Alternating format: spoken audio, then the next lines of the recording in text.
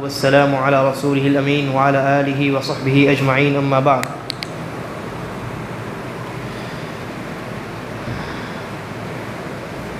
نماز کے مسائل میں شیخ الالبانی رحمہ اللہ کی کتاب شرح صفت صلاة النبی، تلخیص صفت صلاة النبی صلی اللہ علیہ وسلم، نبی صلی اللہ علیہ وسلم کی نماز پر ایک کتاب جو لکھی گئی ہے، خود شیخ البانی نے لکھی ہے، اس کی خود انہوں نے تلخیص کی ہے، اس کو سمرائز کیا ہے، اس کی شرح کا سلسلہ جاری ہے. اس سے قبل کے درس میں ہم نے نماز میں ہاتھ رکھنے اور ہاتھ باندھنے کے عنوان پر گفتگو کی تھی کہ نماز میں انسان کے ہاتھ کہاں ہونے چاہیے، کس طریقے سے انسان ہاتھ باندھے اور باندھنے کے بعد ان ہاتھوں کو کہاں رکھے. اب اس کے بعد شیخ الالبانی رحمہ اللہ فرماتے ہیں وَلَا يَجُوزُ أَن يَضَعَ يَدَهُ الْيُمْنَى عَلَى خَاصِرَتِهِ، کہ نماز میں یہ جائز نہیں ہے کہ انسان اپنے دائیں ہاتھ کو اپنے خاصرہ پر، خاصرہ یعنی یہ کمر والا حصہ جو ہوتا ہے وہاں رکھے. اس طریقے سے دائیں ہاتھ کو اس طریقے سے دائیں ہاتھ کو دائیں کمر پر رکھنے سے منع کیا گیا، اس لیے کہ یہ جو طریقہ ہے یہ طریقہ یہودیوں کا ہے. یہودی جب عبادت کرتے ہیں تو ان کی عبادت میں یہ طریقہ دکھائی دیتا ہے کہ وہ اپنے دائیں ہاتھ کو اپنے کمر کے دائیں حصے پر اس طریقے سے رکھ کر کے کھڑے ہوتے ہیں، عبادت کرتے ہیں. تو نبی اکرم صلی اللہ علیہ وسلم نے اس عمل سے منع فرمایا ہے. اس سلسلے میں صحیح بخاری وغیرہ کے اندر حدیث موجود ہے. جمہور علماء نے اس کو مکروہ کہا ہے، البتہ حدیث سے یہ معلوم ہوتا ہے کہ یہ امر حرام ہے. بہرحال نماز میں اس عمل سے بچنا چاہیے، اور یہ عمل ہمارے یہاں ماشاءاللہ نہیں پایا جاتا. اس کے بعد شیخ البانی فرماتے ہیں وَعَلَيْهِ أَن يَخْشَعَ فِي صَلَاتِهِ، اور مصلی یعنی نماز پڑھنے والے پر واجب ہے کہ وہ اپنی نماز میں خشوع اختیار کرے. وَأَن يَجْتَنِبَ كُلَّ مَا قَدْ يُلْهِيهِ عَنْهُ، اور ان تمام چیزوں سے بچے جو اس کو نماز سے غافل کر سکتے ہیں. من زخارف ونقوش، نقش و نگار بنی ہوئی چیزوں وغیرہ کے سامنے نماز پڑھنے سے بچنا، یہ انسان کے نماز کی حفاظت کرتا ہے. اس لیے کہ انسان اگر ان چیزوں کے سامنے نماز پڑھتا ہے تو کیا ہوتا ہے، انسان کا ذہن بھٹکتا رہتا ہے. سامنے اگر کوئی نقش و نگار کوئی چیز بنی ہوئی ہے یا کوئی آیت ہی لکھی ہے، مان لیجیے اگر کوئی آیت ہی لکھی ہے تو انسان نماز کے دوران انسان کا ذہن اس آیت پر چلا جاتا ہے، خاص کر کے شیطان پیچھے لگا ہوا ہے یا ڈیزائن بنا ہوا ہے تو انسان کا ذہن اس ڈیزائن پر غور و فکر کرنے میں مشغول ہو جاتا ہے، نماز سے اس کا دماغ غافل ہو جاتا ہے. اسی طریقے پر فرمایا فَلَا يُصَلِّي بِحَضْرَةِ طَعَامٍ يَشْتَهِيهِ، اور اگر کھانا لگا دیا جائے، کھانا حاضر ہے اور اس کو کھانے کی چاہت بھی ہے، بھوک بھی لگی ہوئی، تو ایسی صورت میں بھی نماز پڑھنے سے بچنا چاہیے، پہلے اپنی خواہش پوری کر لینی چاہیے. وَلَا وَهُوَ يُدَافِعُهُ الْبَوْلَ وَالْغَائِطِ، اور اسی طرح اگر انسان کو پیشاب پخانا لگا ہے تو اس صورت میں بھی انسان کو پہلے اپنی حاجت پوری کرنی چاہیے، اس کے بعد نماز پڑھنی چاہیے. نماز میں خشوع یہ بڑی اہم چیز ہے. قرآن مجید میں اللہ تبارک و تعالی نے فرمایا قد افلح المؤمنون الذین هم فی صلاتهم خاشعون، کہ وہ مومن کامیاب ہو گئے جنہوں نے اپنی نمازوں میں خشوع اختیار کیا. خشوع کیا چیز ہے؟ خشوع جسم کے پرسکون رہنے کا نام ہے اور دل کے اللہ تعالیٰ کی طرف متوجہ ہونے کا نام ہے. یعنی انسان جب نماز میں کھڑا ہو تو اپنے اعضاء کو بھی پرسکون رکھے، بہت حرکت نہ کرے، اور اس کا دل بھی اللہ تعالیٰ کی طرف متوجہ ہو. اور ظاہر ہے کہ یہ کب ہوگا؟ جب انسان فارغ رہے گا، ذہنی اعتبار سے بھی فارغ رہے گا، جسمانی اعتبار سے بھی فارغ رہے گا. اس لیے نبی اکرم صلی اللہ علیہ وسلم فرمایا لا صلاۃ بحضرۃ الطعام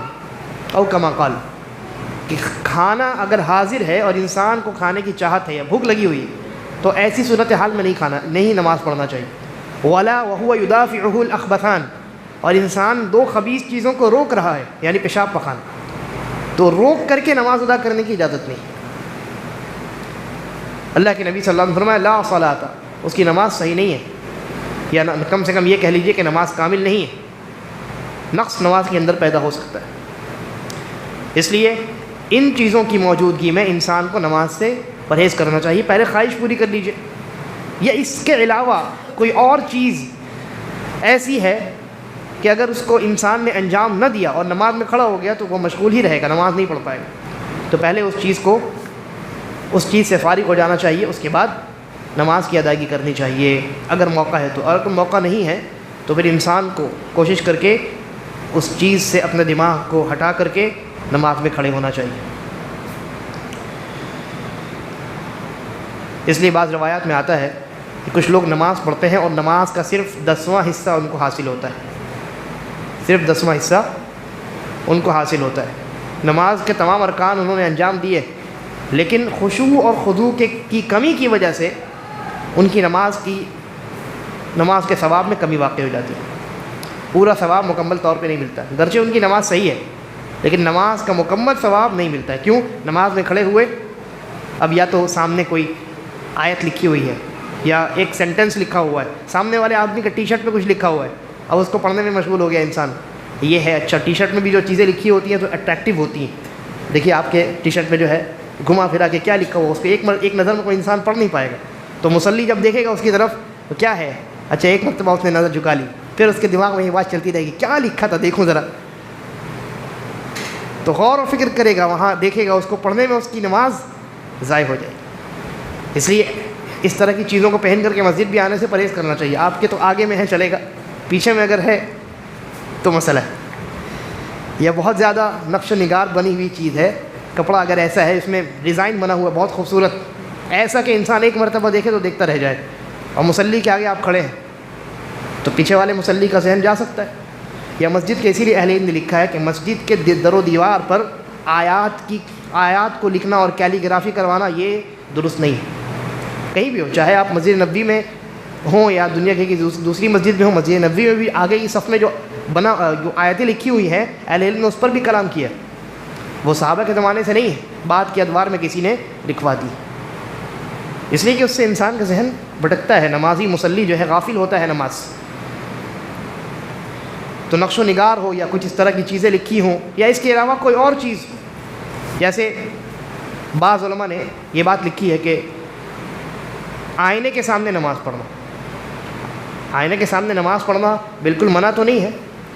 لیکن اس کا ایک نقصان یہ ہوتا ہے کہ انسان اگر آئینے کے سامنے نماز پڑھ رہا ہے تو نظر ہو سکتا ہے کہ آئینے پہ جائے، اب آئینے پہ اس کو اپنا چہرہ نظر آئے، چہرے پہ اچھا یہاں پہ تل ہے، ارے یہاں پہ یہ کیا ہو گیا ہے، یہاں پہ یہ کیا ہو گیا، تو انسان کا ذہن بھٹک سکتا ہے۔ اس لیے اہل علم نے کہا کہ آپ آئینے کے سامنے نماز پڑھنے سے اجتناب کیجیے، لیکن کسی نے پڑھ لی تو کیا نماز باطل ہے؟ نماز باطل نہیں۔ اب جیسا کہ میں نے عرض کیا کہ بہت شدید بھوک لگی ہوئی ہے، اتنی شدید بھوک ہے اور کھانا بھی حاضر ہے کہ اگر آپ نے کھانا نہیں کھایا تو بھوک کو برداشت کر کے آپ نماز ادا کریں، گرچہ فرض نماز ہی کیوں نہ ہو، پہلے آپ کھانا کھا لیجیے۔ اور اسی طرح اگر پیشاب اور پاخانہ کی حاجت ہے اور بہت شدید حاجت، اگر ہلکی حاجت ہے، آپ کو معلوم ہے کہ وہ کوئی مسئلہ نہیں ہے، وہ نماز انشاءاللہ میں پڑھ لوں گا تو ٹھیک ہے، لیکن بڑی شدید آپ کو حاجت آئی ہوئی ہے پیشاب پخانے اور زبردستی آپ روک کر کے نماز پڑھنا چاہتے ہیں تو ایسا مت کیجیے۔ اللہ کے نبی نے کیا فرمایا؟ لا صلاۃ، اس کی نماز نہیں ہے کا مطلب اہل علم نے بیان کیا کہ کامل نہیں ہے۔ کیوں کامل نہیں ہے؟ کیونکہ آدھا دھیان، بلکہ آدھا سے زیادہ دھیان تو اس کا برداشت کرنے میں لگ جائے گا، اور نماز باطل بھی ہو سکتی ہے۔ کب؟ جب آپ پیشاب پخانہ برداشت کرنے کے چکر میں نماز کے ارکان کو صحیح طریقے سے انجام نہ دیں۔ یعنی اگر ایک آدمی ہمارے پاس آئے اور پوچھے کہ پیشاب پخانہ برداشت کر کے نماز پڑھنا کیسا ہے، ہم کہیں گے جائز نہیں۔ ایک دوسرا آدمی آئے کہے کہ مجھے پیشاب کی حاجت آئی ہوئی تھی، پخانہ کی حاجت آئی ہوئی تھی، میں نے برداشت کر کے نماز پڑھ لی، تو نماز ہوئی کہ نہیں ہوئی؟ تو پھر مسئلہ تفصیل طلب ہے، دیکھا جائے گا کہ اس نے برداشت کر کے جو نماز ادا کی ہے تمام ارکان کو صحیح طور پر انجام دیا کہ نہیں دیا۔ جیسے پاخانہ یا پیشاب اگر کسی کو لگا ہو تو بیٹھنے سے وہ انسان گریز کرتا ہے نا، بیٹھنے سے گریز کرتا ہے یا اٹھک بیٹھک میں دقت ہوتی ہے، رکوع میں صحیح سے نہیں جا رہا ہے، سجدہ صحیح سے نہیں کر رہا ہے، یا تشہد میں بیٹھ رہا ہے تو صحیح سے نہیں بیٹھ رہا ہے، لہٰذا اگر ارکان صحیح سے انجام اس نے نہیں دیے ہیں تو نماز باطل ہو گئی۔ ہاں اگر کسی طرح برداشت کر ور کے اگر اس نے ارکان بھی صحیح طریقے پر انجام دے دیے تو نماز تو صحیح ہے، لیکن بہرحال اس کی نماز کے ثواب میں کمی واقع ہوگی۔ کیوں واقع ہوگی؟ اس لیے کہ انسان برداشت کرتے ہوئے نماز پڑھ رہا ہے اور اس کی وجہ سے اس کا ذہن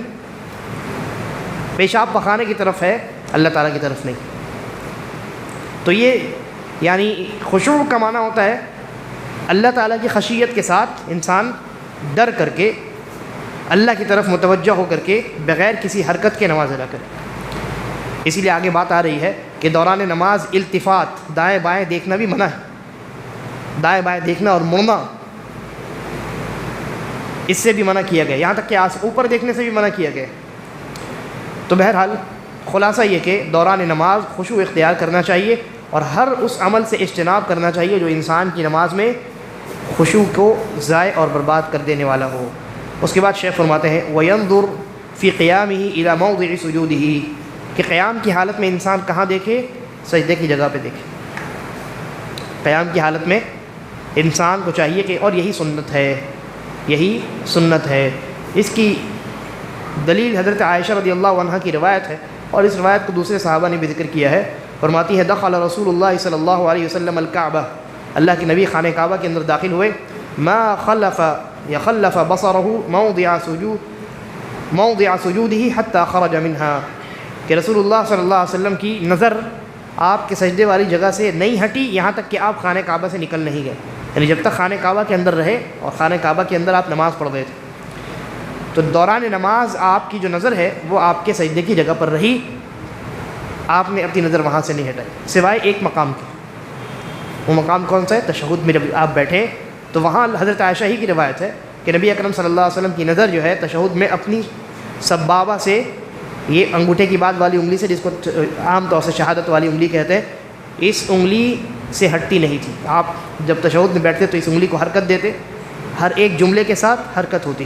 یعنی عشوائی طور پہ بہت تیز حرکت نہیں ہوتی، کیونکہ دعا ہے، دعا مانگنے کا یہ ایک طریقہ ہے۔ اس لیے اہل علم نے لکھا کہ جب آپ التحیات شروع کریں تو ہر ایک جملے کے ساتھ ایک بار حرکت ہو، التحیات للہ والصلوات والطیبات، التحیات للہ، ایسے نہیں ہونا چاہیے۔ آپ ایک جملہ پڑھ رہے ہیں اور 10 مرتبہ حرکت دے رہے ہیں، یہ کیا مطلب ہوا؟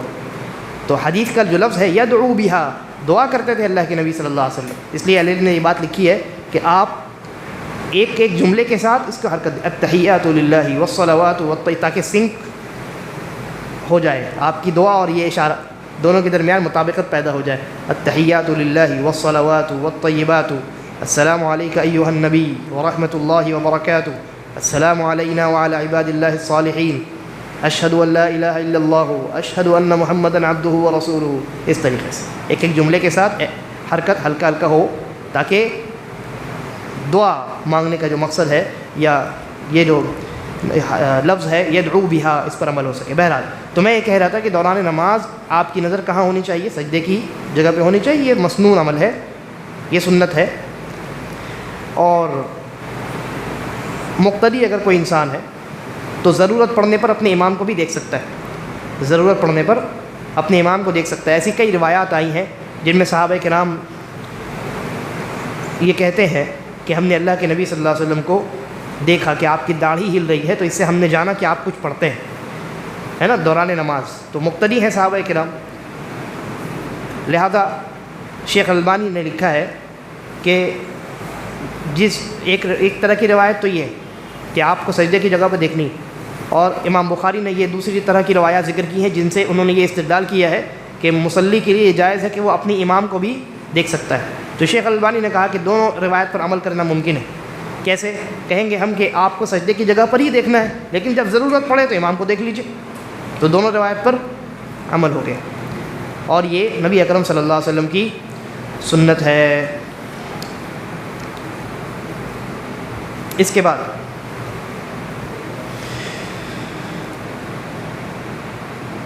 آگے فرماتے ہیں وَلَا يَلْتَفِتُ يَمِينًا وَلَا يَسَارًا، کہ نماز کے دوران دائیں بائیں التفات نہ کرے، یعنی دائیں بائیں انسان کو مڑنے سے بچنا چاہیے۔ فَإِنَّ الْالْتِفَاتَ اخْتِلَاصٌ یختلسہ الشیطان من صلاۃ العبد، اس لیے کہ یہ جو التفات ہے دائیں بائیں دیکھنا، یہ شیطان کی طرف سے ایک سمجھ لیجئے کہ ایک چال ہے جس کے ذریعے سے وہ انسان کو اس کی نماز میں اچک لیتا ہے، اپنا شکار بناتا ہے، انسان کو اپنا شکار بناتا ہے۔ تو دائیں بائیں التفات سے انسان کو اجتناب کرنا چاہیے، اور فقہا کا اس بات پر اتفاق ہے۔ امام ابن حجر نے فتح الباری میں اتفاق نقل کیا ہے کہ دوران نماز صرف اپنے سر کو بھی انسان دائیں طرف اور بائیں طرف موڑے، یہ کم از کم اس کا جو درجہ ہوگا وہ کراہت کا ہوگا، ناپسندیدہ عمل ہے۔ البتہ اسی طرح سر کے ساتھ ساتھ آنکھوں کو دائیں بائیں کرنا، یعنی سر آپ کا سیدھا ہے اور آپ اپنی آنکھوں سے دائیں یا بائیں یا اوپر دیکھ رہے ہیں، تو اس سے بھی اجتناب کرنا چاہیے، ٹھیک ہے۔ اچھا، یہ دو چیزیں ہو گئی، ایک تو آنکھوں سے دائیں بائیں دیکھنا، اور دوسری صورت کیا ہے، اپنے سر سے دائیں بائیں دیکھنا، اور تیسری صورت ہے پورے باڈی کو دائیں طرف گھما دینا یا بائیں طرف گھما دینا۔ یہ تین حالتیں ہیں۔ ان تین حالتوں میں جو پہلی دونوں حالتیں ہیں ان سے نماز باطل نہیں ہوتی۔ یعنی اگر مان لیجیے کسی انسان نے نماز پڑھتے پڑھتے ایسے نماز پڑھ رہا ہو اور دائیں طرف دیکھ لیا ہے، بائیں طرف دیکھ لیا، یا اپنے سر کو تھوڑا ادھر کر لیا اور سر کو تھوڑا ادھر کر لیا، دائیں طرف بائیں طرف، تو نماز اس کی باطل نہیں ہوگی، ٹھیک۔ اب اس عمل کا حکم کیا ہوگا تو دیکھا جائے گا، اس نے کسی ضرورت کے تحت ایسا کیا ہے یا بغیر ضرورت اس نے ایسا کیا ہے۔ اگر بغیر ضرورت ایسا کیا ہے تو نماز کے ثواب میں کمی ہو جائے گی، لیکن نماز باطل نہیں ہوگی، اور اگر ضرورت کے تحت ایسا کیا ہے تو نماز کے ثواب میں بھی کوئی کمی نہیں ہوگی بلکہ یہ جائز۔ اس کی دلیل اب سنن ابو داؤد میں ایک روایت ہے، نبی اکرم صلی اللہ علیہ وسلم نے ایک وادی میں پڑاؤ ڈالا تھا، تو وہاں آپ نے وادی کے منہ پر ایک صحابی کو بھیجا تھا رات میں کہ آپ جا کر کے پہرا دیجیے۔ اس کے بعد اللہ کے نبی صلی اللہ علیہ وسلم رات میں اٹھے، یعنی فجر کے وقت میں اٹھے، اور اذان کہی گئی، اقامت کہی گئی، اللہ کے رسول صلی اللہ علیہ وسلم نے نماز پڑھانی شروع کی، لیکن تب تک وہ صحابی وہاں سے آئے نہیں تھے۔ تو اللہ کے نبی صلی اللہ علیہ وسلم نماز پڑھاتے پڑھاتے گھاٹی کے گیٹ کی طرف، گھاٹی کا جو منہ ہے وہاں اللہ کے نبی نماز پڑھاتے پڑھاتے ایسے دیکھ رہے تھے، اپنے سر کو ایک طرف کر کے دیکھ رہے تھے، نماز بھی آپ پڑھا رہے تھے۔ تو یہ ضرورت تھی، ایک ضرورت تھی، اس لیے ضرورت کی حد تک اگر ایسا کیا جائے تو یہ جائز۔ ابھی کچھ دنوں پہلے ایک ویڈیو آپ نے بھی دیکھی ہوگی کہ اس سال کی تو ویڈیو نہیں ہے، غالباً پچھلے سال یا اس سے پچھلے سال کی ویڈیو ہے، مسجد نبوی میں امام جہاں کھڑے ہوتے ہیں اس کے پہلے جو پہلی صف لگتی ہے ٹھیک امام کے پیچھے، تو وہ جگہ جو ہوتی ہے وہ مسجد نبوی کے ائمہ کے لیے خاص ہوتی ہے، تقریباً 10 سے 11 ائمہ ہیں، اور 2-3 ایسے افراد بھی ہوتے ہیں جن کا خاص کام یہ ہوتا ہے کہ اگر امام سے کوئی غلطی ہو تو وہ اس کو درست کرے، کہ رات میں اگر کہیں غلطی ہو جائے تو وہ اس خاص آدمی کا کام ہے، حکومت کی طرف سے وہ انسان متعین ہے۔ اور مسجد حرام میں بھی آپ دیکھتے ہوں گے پیچھے کی طرف پہلی صف میں ائمہ تو ہوتے ہی ہیں، ساتھ میں ایک خاص آدمی جس کو فاتح کہا جاتا ہے، فاتح، فتح کا معنی ہو، فتح علی الامام کا مطلب ہوتا ہے امام کو لقمہ دینا اپنی زبان میں، اور عربی میں فتح کا معنی ہوتا ہے کھولنا، یعنی امام کہیں پھنس گیا تو کھول دیجیے اس کا راستہ، اسی لیے اس کو فاتح کہتے ہیں۔ تو فتح علی الامام، اس کے لیے دونوں جگہ ایک انسان متعین ہوتا ہے، کبھی کبھی کسی وجہ سے وہ انسان حاضر نہیں ہو پاتا۔ تو ایک مرتبہ یہ ہوا کہ ایک امام جو ہے مسجد نبوی کے، وہ امامت کر رہے تھے اور کہیں انہوں نے غلطی کی۔ اب انہوں نے غلطی کی تو ڈسپلن دیکھیے، ابھی ہمارے یہاں کیا ہوتا ہے، امام صاحب نے اگر ہلکا سا اگر سانس بھی لینے کے لیے رکے تو 10 لوگ پیچھے سے لقمہ دیتے ہیں، 10 لوگ لقمہ دیتے ہیں۔ بلکہ حد تو یہ ہے کہ مجھے ایک مرتبہ سورۃ الفاتحہ میں بھی لقمہ دے دیا گیا، صراط الذین انعمت علیہم میں رکا تو پیچھے سے کسی آدمی نے کہا غیر المغضوب علیہم ولا الضالین، سورۃ الفاتحہ میں بھی لقمہ دے دیا گیا۔ وہاں ڈسپلن کی انتہا ہے، اور اتنا یعنی یہ صبر ہے ان کا کہ ائمہ جو ہوتے ہیں پیچھے وہ بھی لقمہ نہیں دیتے ہیں بلکہ انتظار کرتے ہیں، جو آدمی متعین ہے وہی لقمہ دے۔ اور ہمارے یہاں یہ ہوتا ہے کہ امام صاحب ہیں، امام صاحب کے پیچھے 2-3 حفاظ بھی کھڑے ہیں تو بھی 5ویں صف سے لقمہ آتا ہے۔ خیر، اس کے آداب ہیں، لقمہ دینے کے آداب ہیں، انشاءاللہ کبھی موقع ملا تو فقہا نے باضابطہ طور پہ بیان کیے، اس کو کبھی بیان کروں گا۔ تو میں یہ کہہ رہا تھا، ہاں تو ہوا یہ کہ جو امام نماز پڑھا رہے تھے ان سے کچھ غلطی ہوئی، اور پیچھے ٹھیک ان کے پیچھے مسجد حرام اور مسجد نبوی، ان دونوں مسجدوں میں امامت کرنے والے امام الحرمین اور مدینہ منورہ کے شیخ القراء، اور ابھی جو قرآن کریم چھپتا ہے سعودی عرب سے چھپ کر کے جو آتا ہے، وہ عثمانی رسم الخط میں لکھا ہوا جو قرآن، اس قرآن کو پبلش کرنے سے پہلے جو کمیٹی بنی تھی، اس کمیٹی کے ہیڈ ڈاکٹر علی بن عبد الرحمن الحدیفی، جو شیخ حدیفی کے نام سے مشہور ہے، عمر دراز شخصیت، اب کافی عمر ہو گئی، ایک دم بوڑھے ہو گئے، اور ان کے بیٹے بھی امام ہیں مسجد نبوی میں۔ تو یہ اور ان کی ایک ہیبت ہے، ائمہ پر بھی ان کی ہیبت ہے، یہ میں نے اپنی آنکھوں سے دیکھا ہے۔ خیر، تو پیچھے یہ کھڑے ہیں اور امام نے ہلکی سی کہیں غلطی کی، چوک ہوئی ان سے، تو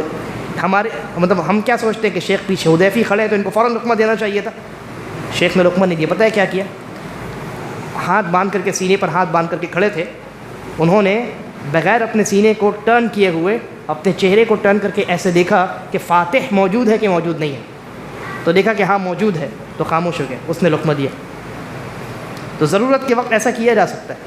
لیکن بغیر ضرورت کے اگر ایسا کیجیے گا تو نماز صحیح ہے، البتہ ثواب میں کمی واقع ہو جائے گی۔ تو آنکھوں سے دائیں بائیں دیکھنا اور سر کو دائیں بائیں گھمانا، اس کا مسئلہ ہم نے بیان کر دیا۔ اب تیسری چیز ہے کہ استدار کہتے ہیں، استدار مطلب پورے سینے کو دائیں طرف یا بائیں طرف پھیر دینا۔ تو یہ اگر آپ نے کیا ہے تو آپ کی نماز باطل ہو جائے گی۔ کیوں؟ اس لیے کہ آپ قبلہ سے ہٹ گئے نا، قبلہ سے آپ دائیں طرف پھر گئے، قبلہ سے بائیں طرف پھر گئے، اور قبلہ کے علاوہ کسی اور ڈائریکشن میں نماز درست ہے؟ درست نہیں۔